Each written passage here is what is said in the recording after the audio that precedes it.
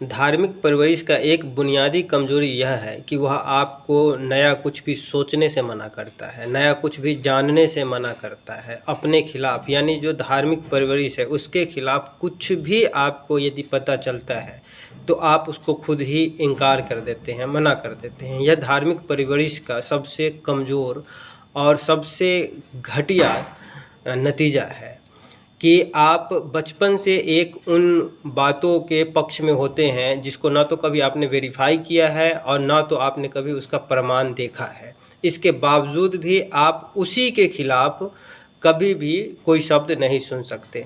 दरअसल जो कि उसके खिलाफ भी नहीं होता है, वो उसके वेरिफिकेशन के पक्ष में होता है, ऑथेंटिकेशन के पक्ष में होता है कि दरअसल जो जानकारी आपके पास जो परवरिश से मिला है उसमें कितनी सच्चाई है, इस पर आधारित होता है। उसको सुनने से भी यही पक्ष आपको मना करता है, यही परवरिश आपको मना कर देता है। कई किताब में हमने लिखा देखा है कि वहाँ पे लिखा रहता है कि अगर ईश्वर के खिलाफ आप कोई बात सुनते हैं तो आपको ऐसी बात नहीं सुनना चाहिए। अपने गुरुओं के खिलाफ, संतों के खिलाफ यदि आप कोई बात सुनते हैं तो ऐसे जगह से उठ के आपको चले जाने चाहिए और ऐसे व्यक्ति का आपको विरोध करना चाहिए। ये सारी बात इस ओर इशारा करता है कि आपको कुछ लोगों ने साजिशन इस पक्ष में रखना चाहा है जहां पर आपको नया कुछ भी सीखने, जानने या वेरीफाई करने का आपको आज़ादी नहीं है। और इसलिए आपको बचपन से इस परवरिश में ये सिखाया जाता है कि इस पक्ष के विपरीत पक्ष को सुनना ही नहीं है।